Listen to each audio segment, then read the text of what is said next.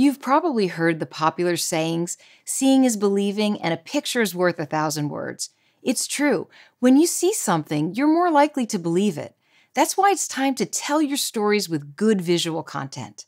Hi, I'm Deirdre Breckenridge, a marketing expert and author of 6 books on PR and branding, and here are some tips to help. First, you want to swap out the uninteresting stock photos and take some real pictures. This is your chance to be original to increase your level of sharing and engagement. Second, you can combine data and images to create infographics.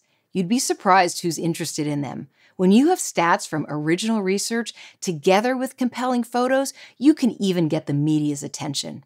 Third, change up your content by using video. You can use your smartphone to capture video on the go. Video is engaging and transparent, but most of all, shows the human side of what you do. Fourth, know your audience and what they like to share through different channels. If your community is looking for live streaming on Twitter and you're sharing news releases, well, that's a problem. You have to give your audience what they want. Fifth, encourage co-creation with your community members. Always involve your audience to ramp up participation and make them a part of your brand. Lastly, use some humor. Of course, you have to make sure it's appropriate. We can all appreciate something clever that makes us laugh.